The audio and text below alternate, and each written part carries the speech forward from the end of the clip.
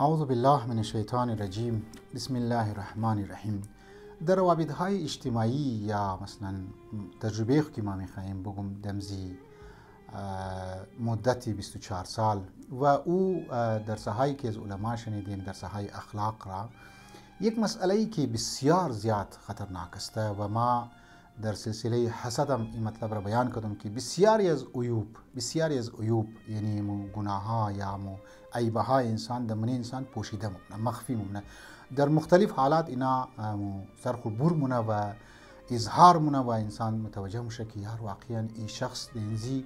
بلاه که است مبتلا بوده، دینزی گناه مبتلا بوده، دینزی عیب مبتلا بوده. یک کسی را میگن بسیار نمازخوان است،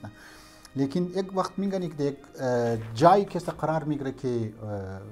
یگو واقعی میشه یا حادثه میشه یا خلاف یگو گپ زده میشه یا خلاف والدین شی یا خلاف رشته‌دارای شی، بدترین دوکاری را اونجا انجام میده. آدم خیال نگه یاری خو آدمی مذهبی بود، هیچ کار شد. لذا عیوب مخفی هست من وجود انسان و روایاتی که بسیار خطرناک حتی نسبت به این مسئله توجه داده و امی جهل مرکب است که ما قبلا هم یک ویدیو جور کرده بودم. جهل مرکب امیه که دو جهل است. مرکب یعنی دو چیز، یعنی دو جهل. یک جهلیه که نادان است، یک جهل دیگه که این نادانی خود خبر نداره، یعنی نسبت به عیوب خو اطلاعی نداره، نسبت به جهل خو یک جهل دیگه هم داره، میگه ما خوب آدم هستم، در حالی که اما بد آدم هسته، بد بودوی خور که خبر نداره، خیال که ما خوب آدم هستم. ای خطرناکه و ای دمنی سوسایتیزمو در هر طبقه انسان میگنه، در طبقه مذهبی، در طبقه علما، حتی در طبقه غیر مذهبی ها انسان این چیز را مشاهده مونه و خدا نجات بده که انسان در ازی مرض مبتلا شنه. شما میگن که بعضیا دمنی مثلا مثال که طور پر مگم دیگو مذهبی جایی درو کار مونه یا دیگو گروهی قومی درو کار مونه، اونجی ای مورد سرزنش قرار میگیره. مثلا دمنی یک قوم پرست گروپ موجودی که یک شخص را ریش سفید آدم را بور کرد از اونجی و از بین چیز کرد، او بجای ازی که مثال که طور پر از دیدگاه از قوم پرست پارتی HDP مثال که طور پر که مثلا از نگاه از بد است دیگه، لیکن ای آدم نه، اونها مگه بد است. لذا هر کدام یزی گروه و طرف خیال نه که مو دمزو مسئله خود خوب است، دمزو دزی موضوع یا دزی سبجکت مو صحیح است، در حالی که اگر واقعا پس پرده اینها کم بوره دقت کنه، کم محاسبه صحیح کنه، همو آدم که بور کده، سینیر ترین آدم که بور کده، او هم توجه بده که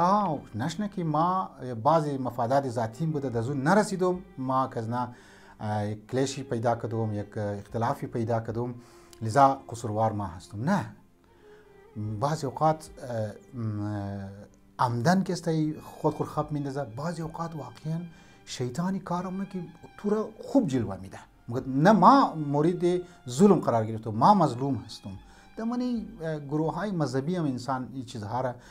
مشاهده مونه. دمونی مسائل خانوادگی هم زن مثلا برای شوهر خود ظلم مونه یا شوهر برای زن خود ظلم مونه. وقتی که مسائل های فیملی شوز که کدز بیان نه، بعضی از زنها یا بعضی از خواهرها، بعضی از مردها، مطلب آدم دمینجی میرزه که هر کدام از نه خود حق به جانب خیال مونه و این خطرناک است. انسان باید واقعا کد آب زلال، کد آب صاف یک محاسبه کنه، یک خلوتی کنه که واقعا بینی و بین الله، اگر البته خدا را مان داره، اونایی که مذهبی است اونها بینی و بین الله باید خدا را مد نظر گرفته، بور یک توجه بیده که واقعا ما امینج ما غلطی کردم، امینج ما اشتباه کردم، امینج ما درو تمام روز که دمنی فیسبوک مثلا خلاف یک عالمی دیگه یا خلاف علما درو تو این آمیز گبا درو میزنم، یک کمی بور توجه بیده، متوجه میشه که خامی از خود از شخص است. همینطور زنها را ما میگم، خواهرها را شمار میگم که نسبت به شوهر خو اگر گیله و شکوه دارین و اونا درو شمار توجه نمیده، باید طرف از خود هم یک توجه بدین که واقعا ممکنه تو بعضی از کارهای منفی را انجام دادی، بعضی از کارهای غلط را انجام دادی. همینطور شوهرها که شما زن خو فریاد میزنین و شکایت کنین، یک دفعه خودتون برتوخ کو که تو در کدام مرحله قرار داری، تو درو عادات تو، حرکات تو آیا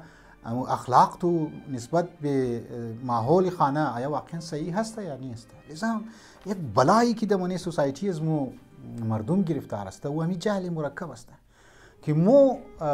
در مختلف کرایسیس ها هر کدام خود مظلوم خیال مونه، هر کدام خود میگه که ما قد ظلم شده، در حالی که واقعا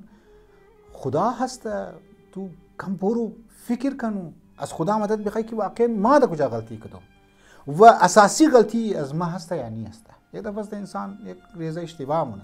لیکن یک دفعه واقعا کرایسیس ایجاد کردی تو اونجی کم ذره فکر کنو که شاید واقعا اصلی سببی از کرایسیس یا سببی از اختلاف کسا تو بوده، یا تو شوهر بوده، یا تو زن کسا تو بوده، یا در یک گروه فلان نفر تو بوده. لذا پروردگار عالم واقعا دسته های از مور بگیرم مسئله اخلاقی که در انسان در دو جهل گرفتار میشه این بسیار خطرناک است. خداوند متعال ما شما را توفیق بده که بیدار باشیم و از خدا کمک بخواهیم، از خدا کمک بخواهیم. و السلام علیکم و رحمت الله و برکاته.